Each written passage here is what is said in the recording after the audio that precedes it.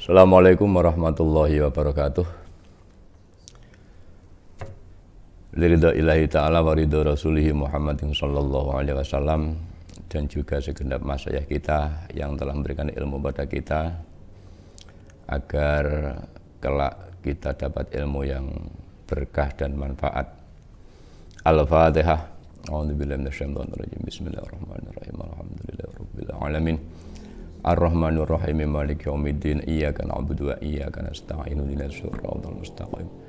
Siratal ladzina an'amta 'alaihim ghairil maghdubi 'alaihim waladdallin. Anak-anakku yang berbahagia, salam sejahtera dan semoga kalian di rumah dalam keadaan sehat walafiat, tidak kurang suatu apa. Alhamdulillah sampai detik ini kita masih dipertemukan oleh Allah Subhanahu wa taala meskipun tidak secara langsung dalam rangkaian pelajaran ilmu tauhid. Biasanya kita bertatap muka, bertemu secara langsung, tapi kita dengan daring dalam jaringan yang telah disediakan oleh madrasah. Semoga apa yang kita siapkan dan apa yang telah disiapkan oleh madrasah ini betul bisa bermanfaat dan berkah kepada kita semua. Amin Allahumma amin. Anak-anak yang berbahagia, dalam ilmu tauhid sering saya sampaikan bahwa yang paling pokok rangkaian atau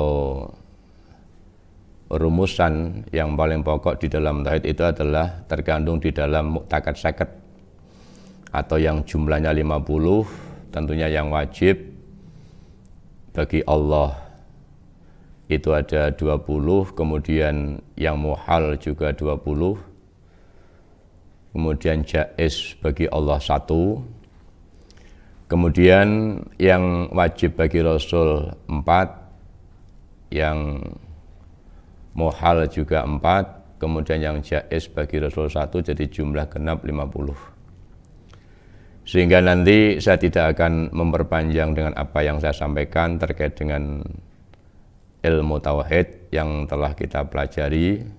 Beberapa hari kita tidak berjumpa dan beberapa kita libur, kita disuruh belajar di rumah, sehingga bisa menambah wawasan kita, ilmu kita tidak harus di sekolahan, karena thalabul ilmu dimanapun berada kita bisa. Jadi wakun mustafidan kulla yaumin ziyadatan minal ilmi wasbah fi buhuril fawaidi. Jadi jangan menganggap kalau itu nanti kita di rumah tidak bisa menambah ilmu. Ilmu dari manapun itu bisa kita gali, tidak harus di lembaga secara formal. Anak-anak yang berbahagia, kita akan membahas terkait sifat wajib Allah Subhanahu wa taala 3, yaitu adalah ada sifat wahdaniyat, kemudian kodrat dan iradat. Jadi nanti bisa dilihat dengan buku atau kitab yang telah kalian pegang, sehingga nanti ketika ada soal yang saya sampaikan, kalian juga bisa dengan membuka kitab atau dengan merangkum dengan apa yang telah saya sampaikan. Bahwa sifat wahdaniyat ini merupakan bagian daripada sifat salbiyah. Kenapa dikatakan sifat salbiyah?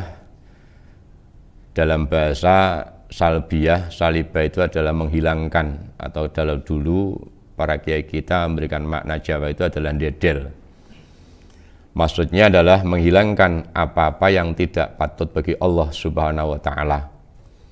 Sehingga dalam kitab dijelaskan bahwa salbiyah itu terdiri dari sifat qidam, kemudian baqa, mukhalafatul hawadisi, qiyamu binafsi, dan wahdaniyat. Nah, ini yang kita fokus adalah di dalam sifat wahdaniyat, yang mana dalam wahdaniyat ini bisa menambah keyakinan kita terhadap Allah Subhanahu wa taala dengan kondisi yang semacam ini. Nanti bisa saya ulas meskipun tidak secara panjang lebar. Bahwa wahdaniyat itu ada wahdaniyat fil dzat, juga ada wahdaniyat fil sifat, juga ada wahdaniyat fil af'al. Bahwa kita yakin wahdaniyat fil dzat ini dzatnya Allah tidak tersusun, beda dengan makhluk. Kalau dikatakan manusia pasti tersusun daripada beberapa juz. Allah tidak begitu. Wahdaniyat fil dzat, dzatnya Allah tidak murakab, tidak tersusun, dan tidak ada dzatnya selain Allah, tidak ada dzat selain Allah yang bisa menyamai pada Allah Subhanahu wa taala. Dan terus kita yakin, jika kadang banyak di dalam ilmu tauhid hal-hal yang tidak masuk akal, tapi mau tidak mau kita harus iman. Kadang kita pusing mikir apa yang ada di dalam tubuh kita. Nyawa sendiri kita pikir, nyawa sekarang, nyawa kita lagi apa, kemudian kapan berada di tubuh kita dan kapan hilang, meninggalkan tubuh kita kapan, itu pun kita tidak tahu. Apalagi kalau kita mikir yang bikin nyawa. Mikir nyawa pun kadang udah bingung, apalagi kok mikir yang bikin nyawa. Anak-anakku yang berbahagia, jadi ada wahdaniyat fil dzat, kemudian ada wahdaniyat fil sifat, yang mana sifatnya Allah adalah satu, dalam arti sifat Allah ini adalah tidak ada dua sifat yang namanya sama dan artinya sama. Contoh semisal sifat kodrat itu hanya satu, hayat pun juga hanya satu, tidak ada nanti ada dua sifat yang sama dalam segi makna dan sama dalam segi arti atau dalam segi makna. Itu maksudnya wahdaniyat fil sifat, dan sifatnya Allah tidak akan yang bisa disamai oleh makhluk Subhanahu wa taala. Dan sifatnya Allah ini merupakan sifat yang luar biasa yang tidak akan bisa dimiliki oleh makhluknya Allah Subhanahu wa taala. Kemudian yang terakhir ada wahdaniyat fil af'al, bahwa kita yakin apapun yang terjadi ini itu adalah atas kehendak Allah Subhanahu wa taala. Kita bisa thalabul ilmi, kita bisa berjalan, itu bukan sebab kekuatan yang kita miliki. Kalau ada orang yang bisa thalabul ilmi, dia beralasan sebab kekuatan atau kekayaan, tidak begitu. Karena banyak orang yang sehat tapi tidak mau thalabul ilmi. Banyak orang yang kaya tapi juga tidak mau thalabul ilmi seperti kita beribadah. Tidak semata-mata bukan sebab kesehatan atau kekuatan yang kita miliki, tapi semua adalah pertolongan dari Allah Subhanahu wa taala. Kita yakin karena banyak orang yang sehat tapi tidak mau beribadah. Banyak orang yang kuat tapi banyak yang meninggalkan ibadah.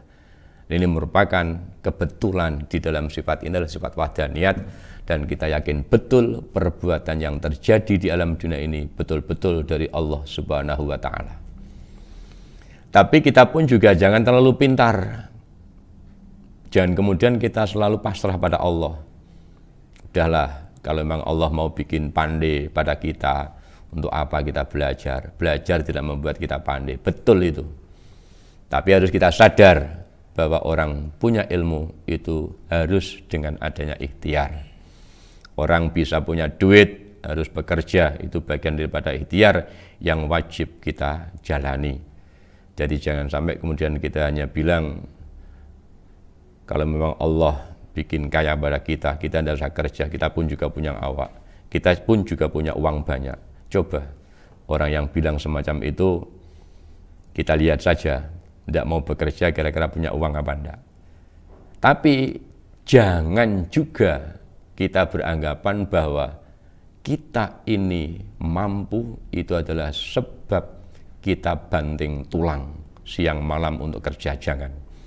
Karena banyak mereka-mereka yang banting tulang siang malam tapi kehidupannya masih minim atau belum diberi kecukupan oleh Allah Subhanahu wa taala. Jadi kita syukuri saja, berangkat dari sifat wahdaniyat fil af'al ini kita yakin bahwa semua itu adalah dari Allah Subhanahu wa taala, tapi tentunya didasari dengan ikhtiar sebelum kita berserah pada Allah Subhanahu wa Ta'ala.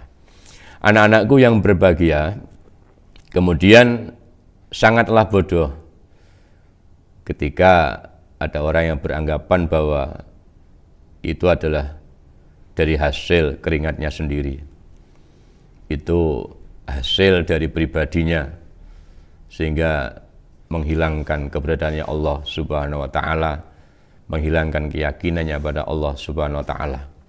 Seperti kondisi yang sekarang ini, kayak corona itu adalah merupakan suatu virus yang mematikan. Yang mematikan bukan corona. Sehingga di dalam ilmu tauhid, kalau itu nanti mereka berkeyakinan secara tabiatnya corona itu memang mematikan, maka termasuk orang yang kufur. Seperti kita mengitikakan api, secara tabiatnya api, kita yakin kalau api itu bisa membakar sehingga meniadakan Allah Subhanahu wa Ta'ala, maka itu pun menjadi orang yang kafir. Naudzubillah. Kemudian ketika ada orang yang berkeyakinan bahwa corona itu nanti memang diberi kekuatan Allah Subhanahu wa Ta'ala sehingga bisa mematikan makhluk, bisa mematikan manusia, itu termasuk adalah bagian dari kebodohan kita. Yang paling benar, corona bukan suatu makhluk yang bisa mematikan. Yang bisa menghidupkan dan mematikan itu hanya Allah Subhanahu wa Ta'ala. Cuma di dalam kitab yang telah kita pelajari itu dicontohkan seperti api. Api tidak bisa membakar. Karena ternyata Nabi Ibrahim dibakar pun juga tidak terbakar. Kemudian dicontohkan terkait dengan makanan. Makanan tidak bisa memberikan kenyang pada perut. Tetap yang memberikan kenyang itu adalah Allah Subhanahu wa Ta'ala. Karena banyak orang-orang sepuh dulu kita punya ilmu bolo sewu itu. Jadi makan sampai beberapa piring, tapi ternyata penyunya juga tidak kerang. Justru yang kenyang itu adalah orang-orang yang ada di sekitar mereka. Jadi kita yakin bahwa api juga tidak akan membakar, bahwa makanan juga tidak akan memberikan kekenyangan pada perut kita. Anak-anak yang berbahagia, kemudian kita melangkah dalam sifat kodrat, sekaligus pada sifat iradat, yang mana kedua-duanya ini merupakan sifat yang berta'aluk atau yang berhubungan pada suatu hal yang mungkin terjadi. Sehingga sangatlah fatal ketika ada orang yang bicara kenapa Allah dikatakan zat yang berkuasa tapi tidak mau bikin anak, tidak mau mencari istri, tidak mau mencari suami. Itu merupakan pendapat yang sangat fatal karena keberadaan sifat iradat ini merupakan sifat yang berta'aluk pada hal-hal yang mungkin, bukan pada hal yang mustahil. Karena Allah muhal mempunyai anak, Allah muhal mempunyai istri. Qul huwallahu ahad.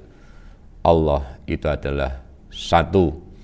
Kalau dikatakan Tuhan itu merupakan bahasa sekarang, Tuhan itu banyak. Sehingga ada Tuhan Bapak, Tuhan Ibu, Tuhan Pak D, Pak Lek mungkin bisa ada. Itu gara-gara awalnya dulu ada kekasih Allah, yaitu Dewi Maryam, yang tidak mempunyai suami tapi bisa melahirkan Nabiullah Isa alaihi salatu wassalam, sehingga mereka beranggapan bahwa Dewi Maryam itu adalah istri Allah. Kemudian mereka beranggapan bahwa Nabi Isa itu adalah putra Allah, tapi sayangnya sampai sekarang tidak ada cucu-cucunya. Cucu-cucunya Allah tidak ada, itu sayangnya itu. Sehingga sangat fatal sekali kalau sifat iqodrat dan iradat itu merupakan hal-hal atau sifat yang berta'aluk pada perkara yang muhal. Karena qodrat dan iradat itu merupakan sifat yang keduanya berta'aluk pada perkara yang mungkin terjadi bagi Allah Subhanahu wa Ta'ala, yaitu sifat jaiznya Allah fi'lu kulli mumkinin aw tarkuhu. Demikianlah yang bisa saya sampaikan secara singkat.